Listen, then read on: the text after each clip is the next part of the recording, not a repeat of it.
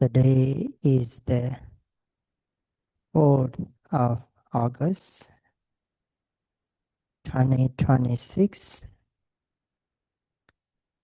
Yesterday, I focused my talk entirely on the second proximate cause of mindfulness, that the four foundations of mindfulness are themselves the proximate cause of mindfulness, or that each moment of mindfulness is the nearest cause for the deeper and stronger moment of mindfulness. Practically speaking, every preceding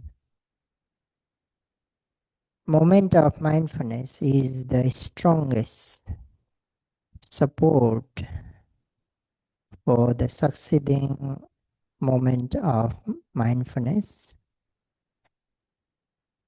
Under this topic, I explain how to maintain mindfulness continuously throughout sitting and walking meditation, from observing the primary object to observing secondary objects, and how to sustain awareness from sitting meditation to walking meditation, from walking meditation to daily activities, and from daily activities back to sitting meditation. So meditators should never be heedless, even for a single moment.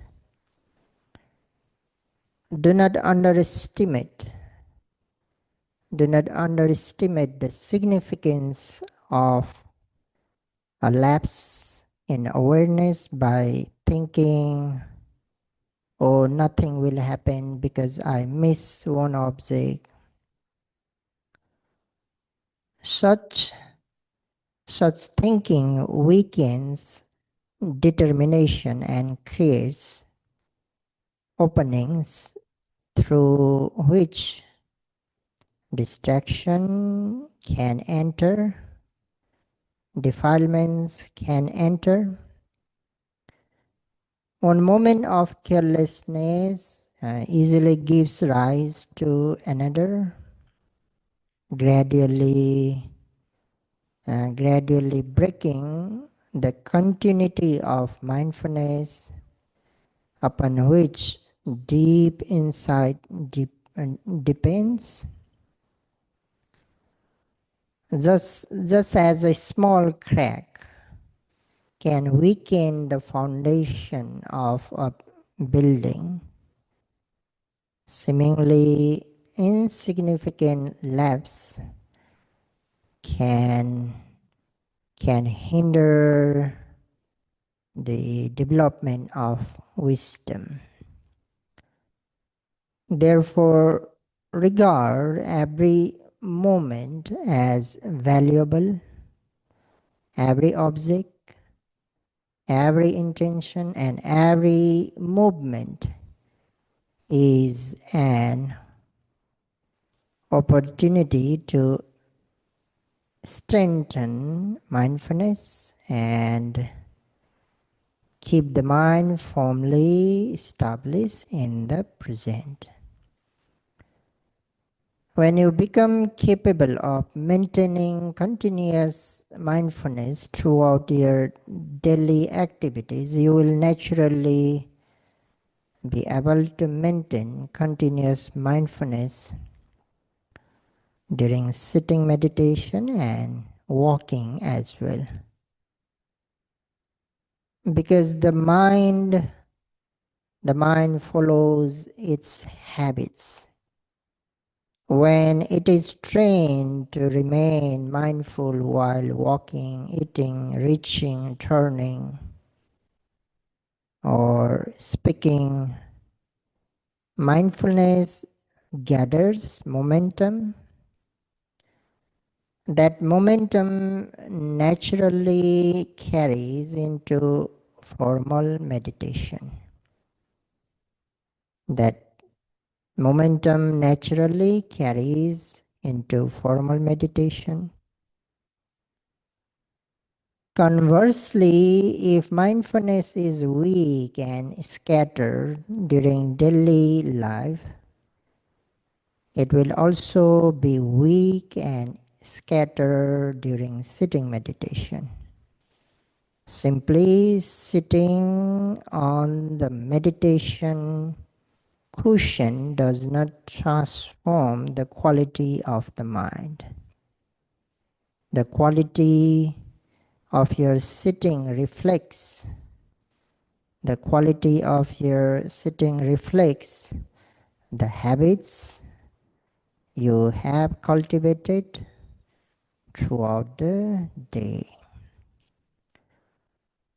Therefore, do not separate daily life or daily activities from formal meditation. They support and strengthen one another. When mindfulness is maintained during daily activities, it becomes easier to sustain during, during sitting and walking meditation. This is how mindfulness matures through continuity and repeated practice. And as mindfulness becomes more continuous and refined, it begins to detect even the subtlest changes in experience, whether they are physical sensations, mental states, or the moment to moment transformation of phenomena themselves. When mindfulness is strong and uninterrupted, the mind becomes increasingly sensitive and alert. Even the slightest movement, the slightest tension or rising and the passing away of phenomena becomes clearly apparent. If mindfulness lacks continuity, however, these subtle changes cannot be seen clearly. The mind continually skips from the moment to another, perceiving only fragments rather than the complete process. So when mindfulness is intermittent, the arising and the passing away of phenomena remain largely unnoticed. As a result, deep insight cannot fully develop. Deep insight cannot fully develop. Just as a flickering lamp cannot illuminate a room steadily, a distracted mind cannot clearly perceive the true nature of reality. Just as two pieces of wood rubbed together continuously will eventually produce fire, uninterrupted mindfulness maintained with steady effort and perseverance gives rise to, to deep concentration and wisdom. A strong sense, a strong mindfulness makes you increasingly aware of, of what your body is doing. You become conscious not only of obvious actions such as standing, sitting, walking, coming and going, stretching your arms, but, but also of much subtler movements like raising or lowering your head, blinking eyes, lifting your eyes, and, and many other small bodily actions. As this awareness becomes more refined, you also begin to recognize whether your body is engaged in actions that are beneficial and appropriate, or in actions that are unwholesome and unhelpful. For example, suppose you are at home or walking somewhere and a mosquito bites you. Most people who lack mindfulness will instinctively slap and kill the mosquito because they are not mindful. They are unaware that they are striking and killing it. They simply do not know what they are doing in that moment. But a person with well-developed mindfulness is different. They clearly know what they are doing and are also to discern whether the action is appropriate and beneficial. As mindfulness grows stronger, they even become aware of what they are about to do, what intention is arising before the action takes place. They know it in advance. So this makes it much easier to distinguish between what should and should not be done, to weigh whether an action is beneficial or harmful, and to exercise restraint. This is the power of mindfulness. This is the power of mindfulness. It leaves no room for heedlessness or forgetfulness. Simply when mindfulness becomes stronger, you begin to know clearly what your speech is doing. You became aware not only that you are speaking, but also of the intention behind your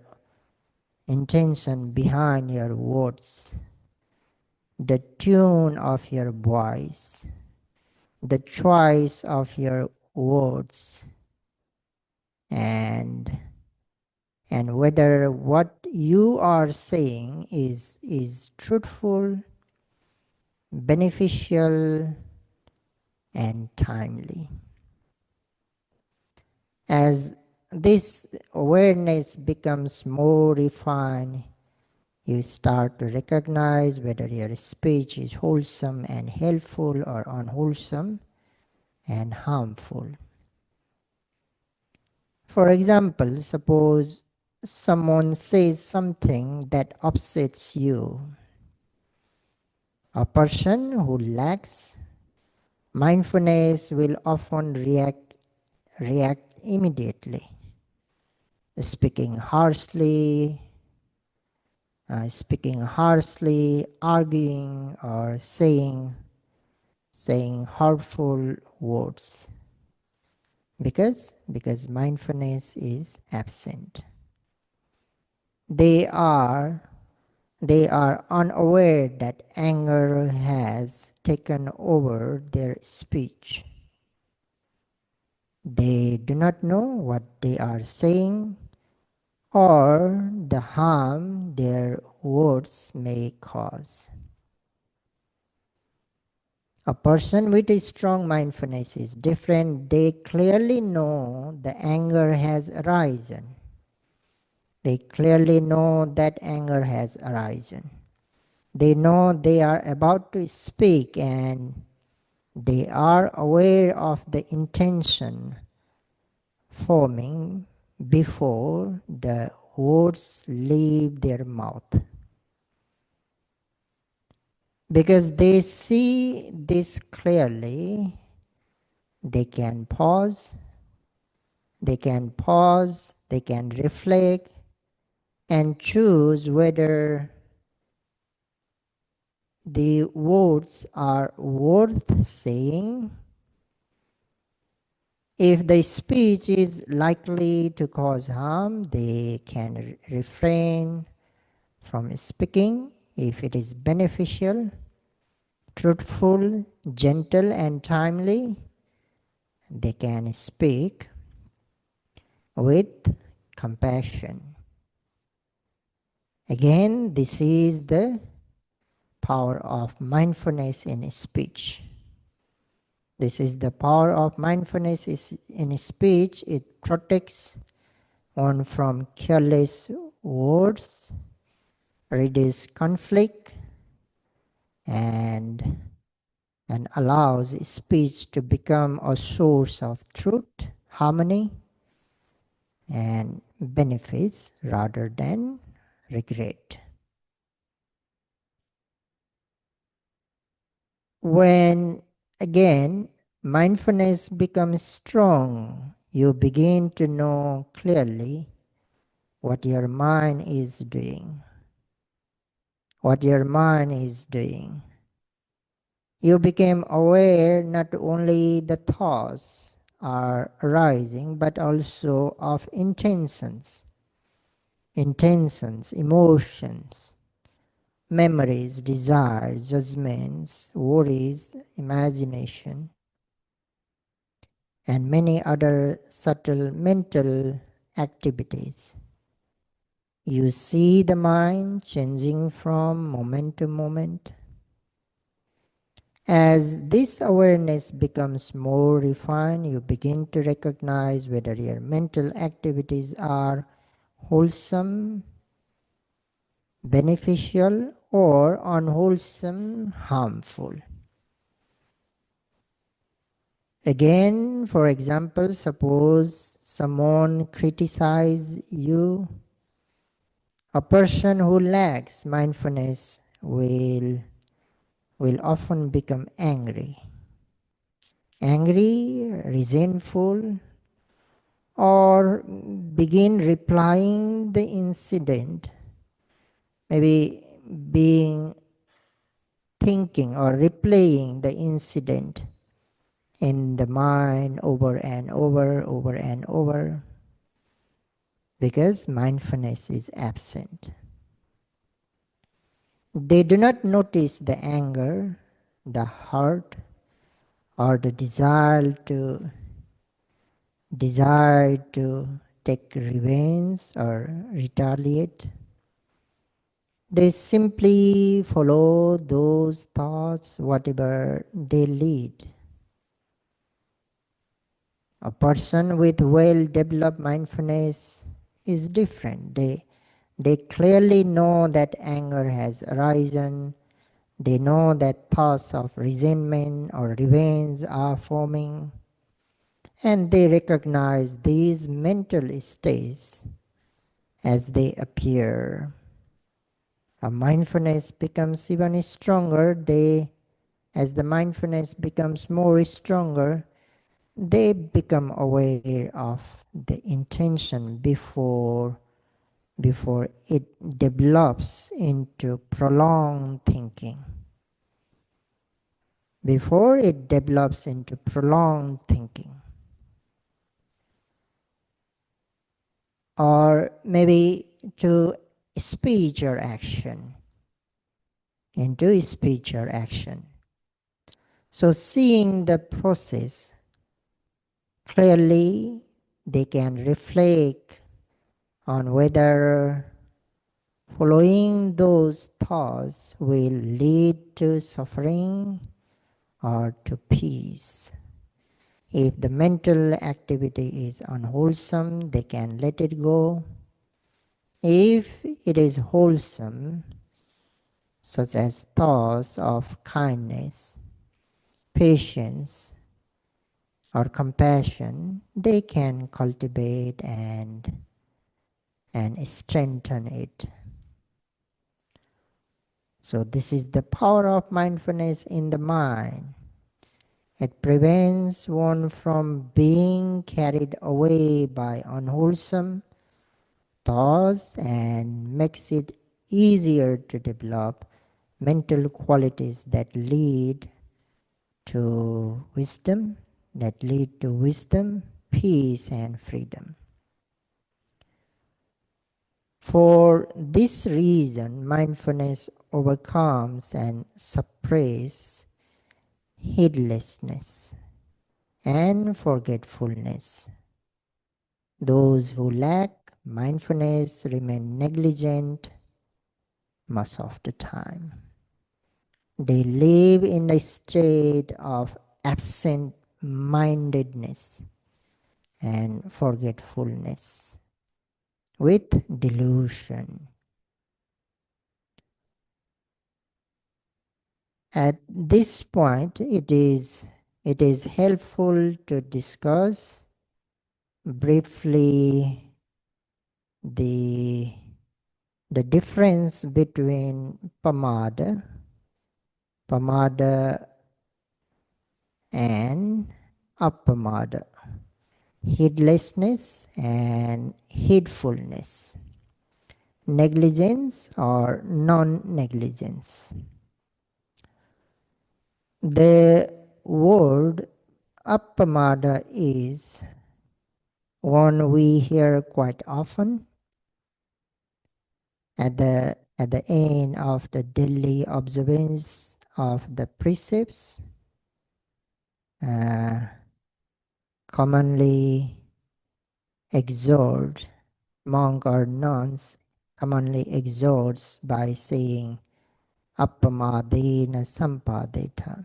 This means strive diligently and without negligence to perfect your virtue. So to understand appamada, we must first understand its opposite, pamada. In ordinary language, pamada simply means forgetfulness or heedlessness. But more fully, it means failing to refrain from what should be avoided and failing to cultivate and practice what should be cultivated. What should be avoided includes unwholesome actions such as killing, stealing, lying, sexual misconduct, and the use of intoxicants, as well as all forms of wrongdoing and unwholesome deeds. Failing to refrain from these is heedlessness, pamada. What should be undertaken includes practicing generosity, showing respect to those worthy of respect, caring for one's parents, cultivating morality, developing the mind through meditation, and performing other wholesome deeds. Failing to practice and cultivate these is also heedlessness, pamada. It is not enough merely to avoid what is harmful. One must also diligently cultivate what is wholesome. So neglecting either responsibility is pamada. Appamada is the exact opposite. It means not failing to avoid what should be avoided and not failing to cultivate and practice what should be cultivated. The things to be avoided are the same: unwholesome actions, already mentioned: killing, stealing, lying, sexual misconduct, the use of intoxicants, and every kind of unwholesome deeds. So, successfully refraining from these is non-heedlessness, appamada. Likewise, the things to be cultivated include practicing generosity, honoring those worthy of honor, caring for one's parents, and diligently developing the mind through the practice of meditation. So, persistently engaging in these wholesome practices without neglect is appamada. As everyday example, so here we may take an everyday example. There are foods that are unsuitable and harmful, and people should avoid them. If they eat such food, they may become ill, harmful, and people may suffer and harm, or in severe cases even lose their lives. And there are also foods that are suitable and beneficial, and these should be eaten, taken. Eating wholesome food promotes health, gives strength, protects against disease, and supports a long and healthy life. In the same way, appamada is not merely refraining from what is harmful, it also means diligently nourishing oneself with what is beneficial. Avoiding evil alone, avoiding evil alone is incomplete. One must also actively cultivate wholesome qualities. So this balance, diligence is what the Buddha called appamada, the foundation for progress in the both only well-being and the path of liberation. Similarly, unwholesome deeds are like harmful food that should be avoided. If one indulges in them, they bring suffering, weaken one's moral character, disturb the mind, and create the cause for further misery both in this life and in the future. Wholesome deeds, on the other hand, are like nourishing food that should be cultivated by practicing generosity, virtue, respect, gratitude, compassion, and meditation.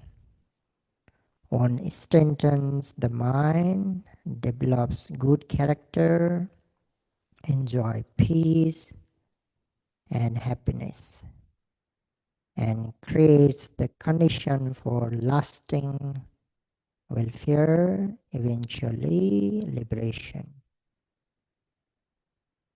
And just as good health depends not only on avoiding harmful food but also on regularly eating nourishing food, a wholesome life depends not only refraining from unwholesome deeds but also on diligently cultivating wholesome ones. Avoiding evil alone is not enough. One must actively practice what is good. This is the essence of Appamada. And there are three kinds of Pamada and Appamada. There are three kinds of Pamada and Appamada. First, gross negligence or coarse negligence. The coarse negligence is failing even to avoid actions that should be avoided, such as breaking five precepts or engaging in unwholesome bodily, verbal, and mental actions. A person at this level neither restrain themselves from committing misconduct nor makes any effort to cultivate wholesome deeds. They live carelessly, driven by greed, hatred, and delusion without reflecting on the consequences of their actions.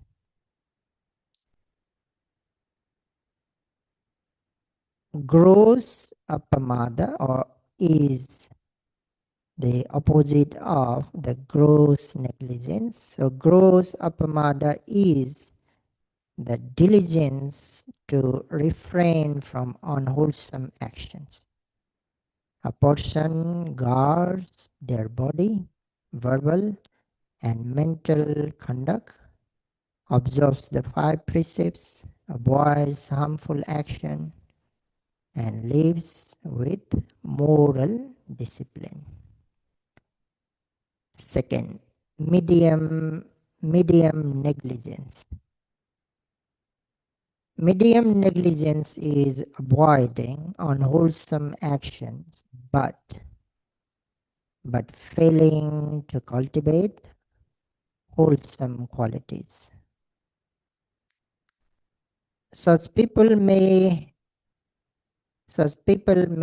earn an honest living and avoid harming others, yet they spend most of their time seeking pleasure through food, entertainment, wealth, or comfort, and other sensual enjoyments, thinking that thinking that they already have everything they need. So they neglect generosity, meditation, learning the Dhamma, and other wholesome practice. Medium Appamada is the diligence to actively cultivate wholesome qualities. In addition to refraining from evil, one consciously perform meritorious deeds such as generosity, observing virtue, uh, practice meditation, studying and reflecting on the Dhamma, serving others, uh, developing loving kindness, compassion, and wisdom. One understands that a fortune holy life alone is not enough and continually accumulates wholesome action. This is medium Appamada. Third, subtle negligence. Subtle negligence mainly concerns meditators and serious practitioner. Even after entering the path of practice, one may become careless. One may still become careless. Like instead of maintaining continuous mindfulness, energy, and concentration, a practitioner may practice only when they feel inspired and become negligent at other times. They may they may lose respect for the training, become complacent with minor attainments, or fail to guard the mind continuously, fail to practice mindfulness continuously. This inconsistency and lack of vigilance is subtle pamada, the subtle negligence. So, subtle appamada is unwavering diligence throughout one's spiritual practice. A meditator maintains continuous mindfulness uh, with wise attention, mm, with energetic effort, and with clear comprehension in every posture and in every activity. Rather than practicing only occasionally, they cultivate the path consistently with sincerity, with respect, with carefulness. This is subtle appamada. So simply, gross appamada is diligent refrain from unwholesome actions and establish oneself in morality. Medium appamada diligently cultivate wholesome deeds and accumulate merit through generosity, virtue, meditation, and service. Subtle appamada, a meditator diligently maintain continuous mindfulness, concentration, effort, wisdom, uh, perfecting the noble path without complacency. And meditators who are practicing right now, they should possess the subtle Appamada. And Appamada is, in fact, the very essence of Buddha's teaching. Very essence of the Buddha's teaching, the entire teaching can be summarized in this single word, because every aspect of the path depends upon continuous mindfulness, carefulness, or heedfulness. Without appamada, morality cannot be maintained, concentration cannot be developed, and wisdom cannot arise. So recognizing its supreme importance, the Buddha emphasized appamada in his final exhortation before attaining parinibbana. His last words were Vaya Dhamma Sankhara Appamadena Sampadeta. This means all conditioned phenomena are subject to decay. Strive on with heedfulness. Strive on with heedfulness. The Buddha reminded his disciple that every condition is impermanent and destined to pass away. Therefore, one should not live carelessly. One should not live carelessly, heedlessly. Instead, one should diligently cultivate the noble path with the while the opportunity exists. And the commentaries define appamada in a very simple and straightforward way. They said it is dwelling with sati, mindfulness. In a very simple and straightforward way, they said appamada is dwelling with sati, mindfulness. In other words, a person who lives with continuous mindfulness is living with appamada. Mindfulness protects the mind from negligence, prevents the arising of unwholesome states, and supports the cultivation of wholesome qualities. When the mindfulness is present, one is careful in body, speech, and mind, acting with wisdom rather than heedlessness. Thus, the commentators explain that appamada is nothing other than living with constant mindfulness.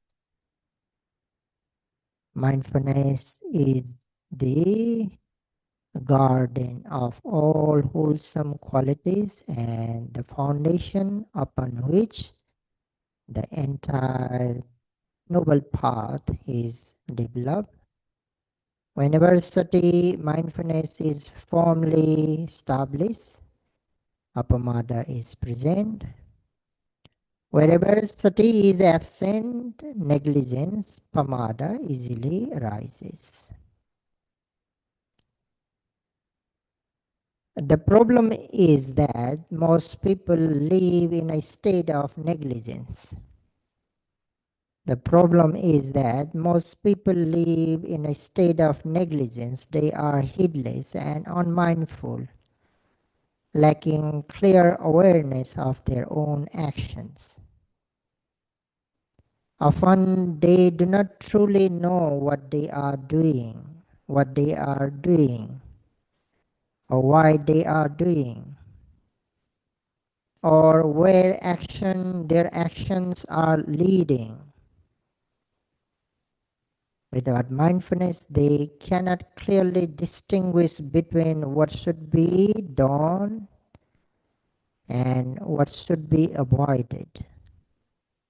They act out of habit, they act out of desire, aversion, act out of delusion, rarely pausing to examine whether their thoughts, whether their words and actions are wholesome or unwholesome. As a result, they drift through life unconsciously. They drift through life unconsciously and creating unwholesome actions while missing countless opportunities to cultivate virtue, concentration, and wisdom. The saddest aspect of human nature is that many people give little thought to cultivate wholesome deeds, practicing the Dhamma or establishing dependable refuge while life is going well. As long as they enjoy health, wealth and comfort, they rarely feel the urgency to develop virtue, mindfulness, concentration or wisdom. Only when suffering arises do they begin searching for refuge. Someone or something that can immediately remove their pain. By then, however, their minds are often overwhelmed with fear, anxiety, and confusion. In desperation, they run from one refuge to another, trying this remedy, that teacher, that deity, or that belief, hoping for instant relief.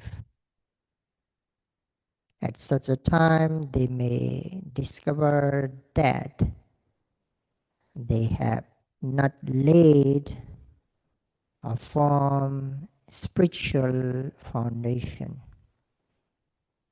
Having neglected wholesome deeds and practice throughout their lives, they have little inner strength to rely upon. They may not even be, there may not even be a single significant wholesome deed that can be recollected with confidence to bring joy, faith, and hope to the mind. Just imagine that one day you become seriously ill or bedridden. At such a time, if you have done nothing wholesome throughout your life, what will you recollect to bring confidence and peace to your mind? What inner refuge will you have? But on the other hand, if you have spent your life performing many wholesome deeds, practicing generosity, observing virtue,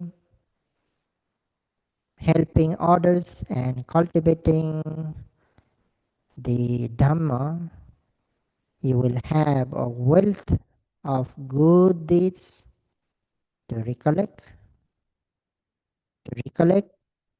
Recollection of these wholesome actions gladdens the mind, gives rise to confidence, and dispels fear and regret. Even even more beneficial is having cultivated meditation and becoming well trained in it. If you are experienced, if you are experienced in meditation, then even while lying on a sick bed, you can establish mindfulness, calm the mind, reflect on your virtue, or develop loving kindness, even inside. Instead of being overwhelmed by fear, pain, or despair, your mind can remain steady, peaceful, and calm. So this is the power of mindfulness again. So the mental strength developed through the mindfulness practice. So this mindfulness practice can become your greatest refuge in every circumstance of life. It is a truly rare and precious opportunity for all meditators. That's why may you all practice diligently with mindfulness and heedfulness, and may your practice lead to lasting peace and liberation.